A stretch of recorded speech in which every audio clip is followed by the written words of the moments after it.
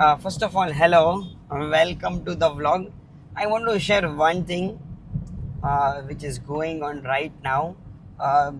As I've been sharing a lot of stories, political stories on my Instagram page, what people say that entrepreneur should not be vocal about their politics things, or like they should not be supporting any party, or they should not be saying good or bad about the parties which they support, like publicly. But I completely disagree with it, because entrepreneur is someone who is like very clear about their goals, vision, mission. Agar business ma if he is clear, obviously political things ma also he'll be clear. And why not? Democracy means કે આપણે જે પણ આપણે બોલવું હોય બોલી શકીએ. સો I don't agree કે ભાઈ પોલિટિકલ વસ્તુ ઓન્ટરપ્રિનર્સને કે બિઝનેસમેનને સપોર્ટ નો, લાઈક વોકલી સપોર્ટ ન કરવી જોઈએ એમ, કે they should be neutral about it, they should be grey about it. નાઇટ બ્લેક એન્ડ વ્હાઇટ નહીં કહેવાનું, ગ્રે કહેવાનું. But I completely disagree. Entrepreneur તો રો હોય, like he is what it is એમ, કે એમાં કંઈ શું કહેવાય, એના બેમાં તો હોય જ નહીં. Is why he is entrepreneur because he is very clear in his mind is what to do. Similarly when it comes to politics, I am very clear, and I don't fear being vocal about it, or I don't fear supporting any party and being vocal about it. So this is a very wrong perspective કે ભાઈ શું કહેવાય, જે પણ businessman ઓન્ટરપ્રિનર છે એને vocal ન થવું જોઈએ. I support BJP, I support Narendra Modi. So why not? I will be very vocal about it. 100% I will be vocal કે ભાઈ, because I am align with his vision, with mission. એમને જે કામ કર્યું છે, એમના જે અપકમિંગ પ્રોજેક્ટ્સ છે, it is insane, it is mind boggling. આટલું બધું સારું કામ કર્યું છે કોઈએ, તો why not be vocal about it. Atal Bihari Vajpayee છે, લાલકૃષ્ણ અડવાણીજી છે, આ બધાની આઈડિયોલોજી છે, એમને કહેતા આરએસએસની આઈડિયોલોજી છે. So from those days I was so motivated, so inspired by BJP. અને then we got a very amazing PM. આવા પ્રાઇમ મિનિસ્ટર મળ્યા છે નરેન્દ્ર મોદી છે. 24 કલાકમાંથી 20 કલાક કામ કરે છે without taking any break. Like guys, we are so blessed, we are so lucky to have him. And if he is doing something good, I will be vocal about it. I mean, everybody should be. Why not? For example, તમારી કંપનીમાં કે તમારા ઘરે કોઈ એવો માણસ હોય કે જે 24 કલાકમાંથી 20 કલાક તમારા માટે કામ કરે છે, હાર્ડ વર્કિંગ, સ્માર્ટ વર્કિંગ, તો તમે એને એમ નહીં કે અપ્રિશિએટ નહીં કરો, તમે એને રિવોર્ડ નહીં દો. સિમિલરલી એમનું શું જોબ છે, તો કે ઇન્ડિયા માટે કામ કરવાનું, આપણે એને વોટ આપ્યો છે એટલે એનું કામ જ એ છે કે કરવાનું. તો એ 20 કલાક કરે છે, એ કંઈ અત્યાર સુધી એલિગેશન નથી કરપ્શનના કે કાંઈ પણ. મેન તો why not? I am not getting why people are so foolish. અત્યારે જજિંગ ને આ તે ખબર નહીં, હવે એટલું બધું ઓવર થિંકિંગ એવું થઈ ગયું છે ને.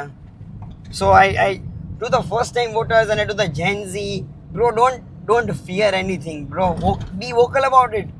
Even if you support Rahul Gandhi, even if you support Congress, that's okay. So but why fear it? Put it in the status with a pride, I support Congress or I support Rahul Gandhi. That's totally fine. And if I don't like their work, I find that they are corrupt, so I will even say that they are corrupt and BJP is good. એમાં બોલવું કોઈ ખોટું નથી. ડેમોક્રેસીમાં you can speak anything. I find Arvind Kejriwal ગમી કે તો હું બોલું, તેમાં શું ખોટું છે? That is my point of view. Even you can say that I am not happy with BJP, even I am not happy with whatever it is.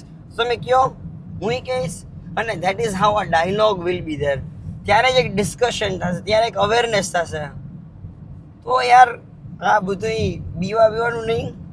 અને એવું ન હોય કે બિઝનેસમેન કે ઓન્ટરપ્રિનર હોય એ શું કહેવાય, કોઈ પાર્ટીને સપોર્ટ વોકલી કે ડિસ્પ્લે ન કરી શકે. That is a bullshit. જે સારું કરે છે ને જે તમને લાગે છે કે સારા છે તેમાં બોલોમાં કાંઈ વાંધો નહીં. I I wholeheartedly support mister Narendra Modi ji. એને જે આપણા માટે કર્યું છે ને, મારા દાદા શું કહેતા ખબર છે? He use to tell me a very beautiful thing કે you know why we got Narendra Modi as our prime minister. મેં કીધું દાદા બિકોઝ લાઈક આપણે વોટ કરી, આમ લાઈક વી વોટેડ અને એ જીતી ગયા. એમ નહીં કે first of all how he came to that position. Why he came to that position? Why? Because આપણી જે ભૂમિ છે ને, ભારતની ભૂમિ, ઇટ વોઝ, એમાં સંત સાધુઓ બહુ હતા. પહેલાંના જમાનામાં એટલા તપ કર્યા છે, એટલા સંત સાધુએ બધાએ ઓલી પ્રતિજ્ઞા લીધી છે, પ્રતીક્ષા કરી છે. lot of devotion, lot of religious, lot of emotional things that has happened here. અને હજી આપણે જુનાગઢમાં જાય ને બધા ઓલું શું કહેવાય, ગિરનારમાં જાય અને વી સી, દ્વારકા છે, પછી સોમનાથ છે, એવરીવેર, લાઈક આખું ઇન્ડિયાની વાત કરું ને તો એટલું બધું રિલિજિયસ સારી વસ્તુ કરી છે, which modern countries, western countries are adapting. તો આપણે તો વર્ષોથી છે. તો દાદા યુઝ ટુ સે કે બિકોઝ આપણા પૂર્વજો સાધુ સંતો હતા, એને આટલું તપ કર્યું ને, એનું ફળ આપણે નરેન્દ્ર મોદી જેવા પ્રાઇમ મિનિસ્ટર તરીકે મળ્યું.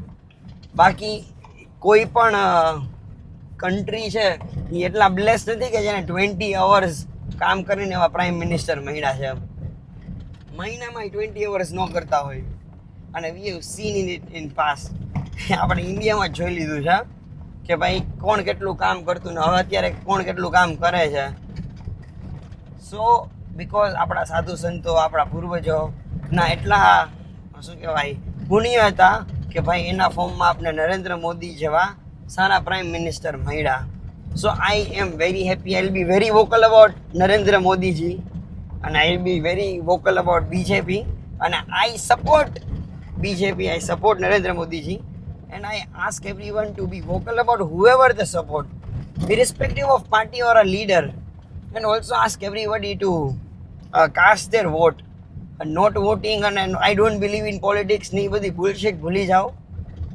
પછી તમે વોટ ન કર્યો હોય ને તો you don't have any kind of rights કે ભાઈ ઇન્ડિયામાં તો આવું છે ને ઇન્ડિયામાં તો તેવું છે ને, તો તમારી પાસે વોટ કરવાનો ચાન્સ છે. You can change the fucking thing you want. તો તમે વોટ કરો, ઓર એલ્સ તમે કાંઈ બોલો જ માં.